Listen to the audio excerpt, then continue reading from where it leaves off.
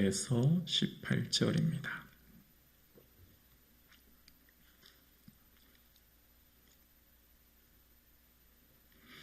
하나님의 말씀을 함께 고백드리겠습니다. 내 손으로 너희에게 이렇게 큰 글자로 쓴 것을 보라. 무릇 육체의 모양을 내려 하는 자들이 억지로 너희에게 할례를 받게 함은 그들이 그리스도의 십자가로 말미암아 박해를 면하려 함뿐이라. 할례를 받는 그들이라도 스스로 율법을 지키지 아니하고 너희에게 할례를 받게 하려 한 것은 그들이 너희를 육체로 자랑하려 함이라. 그러나 내게는 우리 주 예수 그리스도 십자가 외에 결코 자랑할 것이 없으니 그리스도로 말미암아 세상이 나를 대하여 십자가에 못 박히고 내가 또한 세상에 대하여 그러하니라. 할례나 무할례가 아무것도 아니로되 오직 새로 지으심을 받은 것만이 중요하니라. 무릇 이 규례를 행하는 자에게와 하나님 이스라엘에게 평강과 긍휼이 있을지어다. 이후로는 누구든지 나를 괴롭게 하지 말라.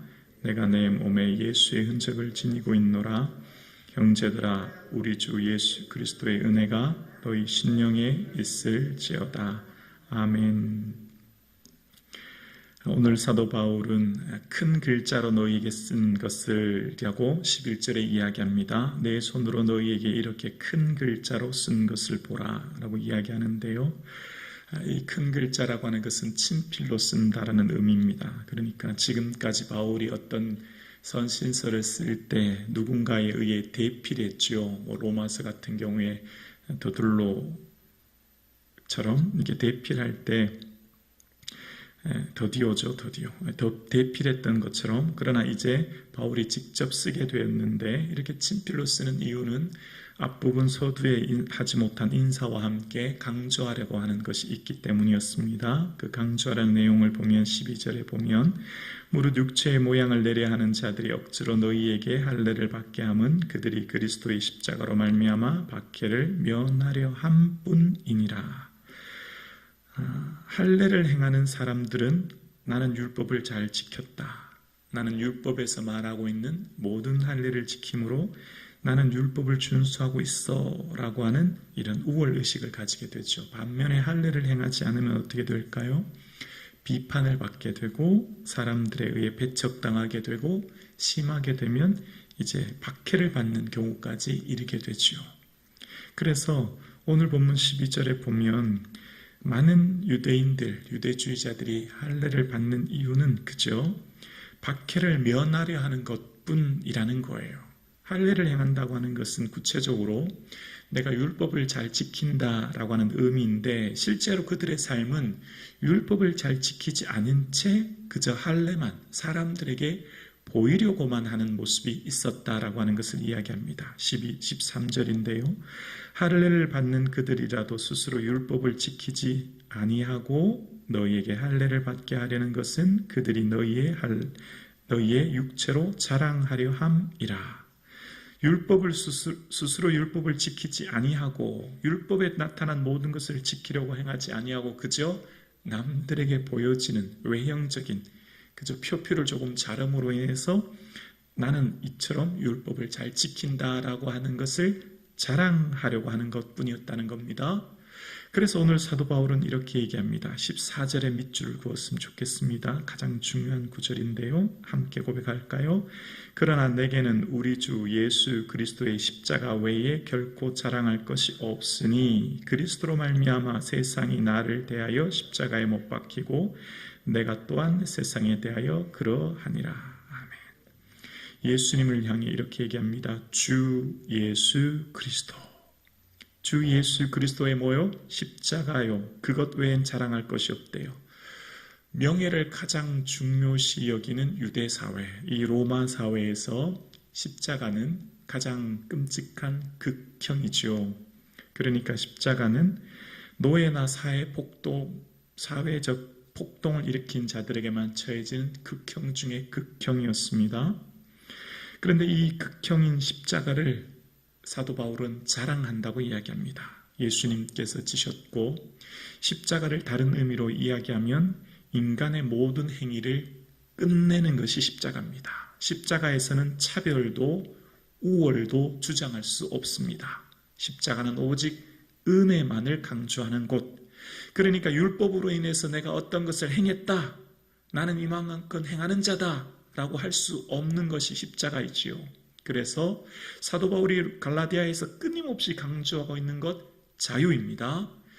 우리의 행함, 노력, 수고, 애씀이 아니라 오직 십자가로, 즉 은혜로만이 구원 얻는 것, 이것이 복음이요, 이것이 우리를 자유하게 하는 것입니다. 우리를 얽매이는 어떠한 수고와 노력, 나는 애쓰지 못하고 노력하지 못하고 가지지 못하고 오르지 못하고 또한 내가 행위로 행하지 못함으로 인해 얽매이는 곳에서 우리를 자유하게 하고, 십자가는 인간의 모든 노력을 무용지물되게 하는 오직 은혜만을 나타내는 것이 십자가이지요. 왜죠? 예수님이 이미 율법의 저주에서 우리를 대속하셨고 율법의 저주에서 우리를 오직 십자가의 은혜로 구속하신 그것이 우리를 자유하게 하는 것이죠. 그래서 십자가는 우리에게 참된 자유를 주고 십자가는 참된 우리의 은혜를 경험하는 곳. 그래서 우리가 이 땅을 살아가는 동안 행위로 말미암아 혹은 우리가 주님을 향해서 우리가 어떤 인간의 노력으로 말미암아 더 하지 못한 것에 대한 눌림에서 자유하는 것이 십자가예요. 율법의 행위가 아닌 복음의 자유, 그것이 예수 그리스도의 십자가죠. 그래서 십자가가 핵심인 거죠. 그래서 사도 바울은 오직 십자가만 자랑한다는 거예요. 사도 바울은 과거에 자신의 배경, 자신의 지식, 자신의 탁월함을 자랑하며 생각했지만 이제는 오직 십자가만이 나의 삶의 자랑이다 라고 이야기합니다. 오늘 저와 여러분의 삶의 자랑은 오직 십자가인 줄로 믿습니다.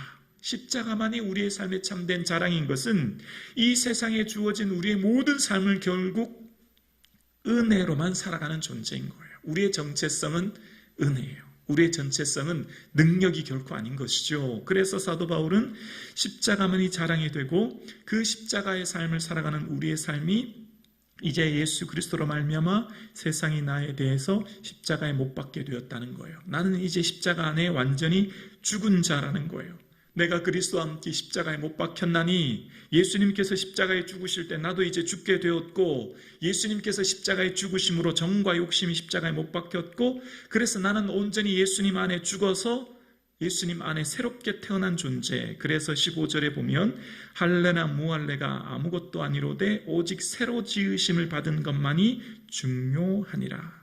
원어에 보면 새로 창조받은 이란 의미가 있어요. 오직 새롭게 창조되었죠. 왜죠? 십자가에서 내가 죽고 십자가의 은혜 안에 내가 이제 부활의 영광을 맛보는 새로운 창조된 존재, 새로 지으심 받은 존재, 새롭게 거듭난 존재, 우리는 영생을 소유한 존재인 줄 믿습니다.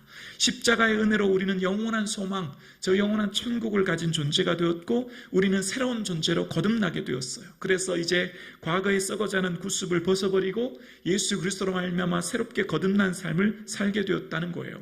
그래서 우리의 삶은 오직 우리의 주인 되신 예수 그리스도 위에 살아가는 존재가 되었고 그래서 사도 바울은 우리 주 예수 그리스도라고 고백합니다. 우리의 주인은 예수님이시고 우리의 주인 되신 예수 그리스도의 은혜 안에 살아가는 존재가 되어서 우리는 주님 앞에 설 그날을 바라보며 살아가는 존재가 되었다는 거예요. 그래서 나는 오직 나 자신의 종이 아니라 예수님의 종된 삶을 살아가는 주님 기쁨 위에 살아가는 존재가 되었음을 17절에 이야기합니다.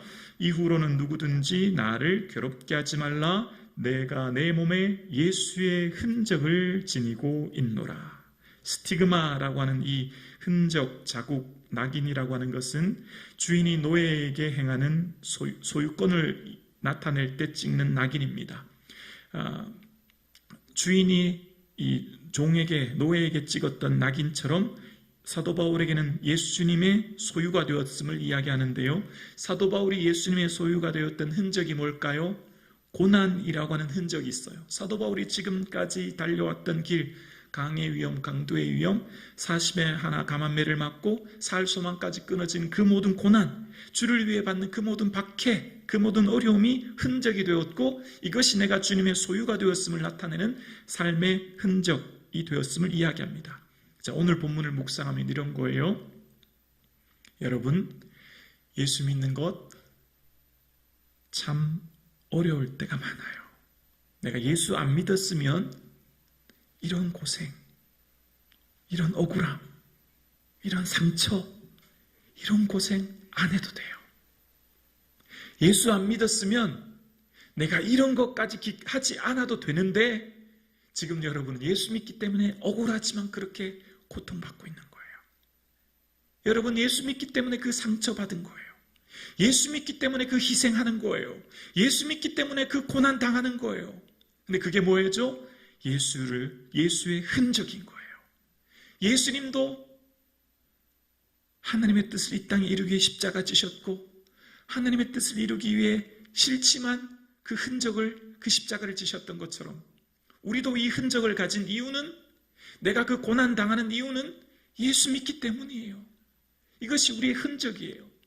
이 흔적은 예수님께서 십자가에 못 박히실 때 손과 발에 가지셨던 흔적처럼 우리도 고스란히 이 흔적이 남지만, 그러나 이 흔적은 우리에게 영광이 될 줄로 믿습니다. 언제요? 주님 앞에 설 때에. 주님 앞에 설 때 그날 바라보고 견디는 거예요. 사실 예수 믿는 것 기쁘고 즐거울 때도 있지만 엄밀하게 말하면 고난이 더 많은 것 같아요. 고난이 더 많은 것 같아요. 예수님께서 가신 그 길, 그 십자가의 길, 사실요 짐이 너무 무거워요. 예수님 아니라면 이 십자가 좀 벗어버리고 싶을 때가 사실 한두 번이 아니에요. 그런데 사도 바울이 말하고 있어요. 나도 내 몸에 예수님의 흔적을 지녔다고요. 사도 바울이에요. 내 흔적이라고 얘기하지 않아요. 내 고생이라고 얘기하지 않아요. 왜죠? 이것 다 예수님을 위해 걸어가는 길이었고 예수님의 복음 위에 산 흔적이었고 예수님에 위하여 생활했던 삶의 희생이요 고난이었기 때문이에요. 여러분, 여러분의 삶에 걸어가는 지금 이 길 무겁고 힘드시죠? 어려우시죠? 그러나 이것은 다 예수님의 흔적이요 예수 믿기 때문에 받는 고난과 어려움이기에 이것이 결국에 우리에게는 영광이 될 줄로 믿습니다. 그날 바라보고 오늘 내게 또 한 번의 흔적이 생길 수도 있어요. 또 한 번의 상처, 또 한 번의 고난, 또 한 번의 아픔이 생길 수도 있어요. 어쩌면 우리 평생 이 삶이 끝나는 그날까지 이 흔적이 쾌쾌히 또 쌓일 수도 있어요. 그러나 분명한 것은 십자가 없는 부활이 없고 십자가 없는 영광이 없음을 우리는 믿기에 이 길이 진리의 길이요 이 길이 자유의 길이요 이 길이 생명의 길임을 믿기에 오늘도 우리는 이 길을 걸어갑니다. 그래서 사도 바울이 이 길을 걸어가는 갈라디아 교회에게 이렇게 마지막 인사를 합니다. 18절이요. 형제들아 우리 주 예수 그리스도의 은혜가 너희 심령에 있을지어다. 아멘. 은혜만이 오직 우리를 이끕니다. 인생을 살아볼수록 경험하는 것이 있어요. 인생은 은혜 없이 되는 것이 아무것도 없구나. 어쩌면 사도 바울이 경험했던 고백이고 이 은혜라고 하는 고백은 그래서 요한계시록 마지막 22장 21절에도 주 예수 그리스도의 은혜가 너에게 있을지어라다고 고백합니다. 여러분, 은혜를 붙든 이 하루 되기를 주의 이름으로 축원합니다.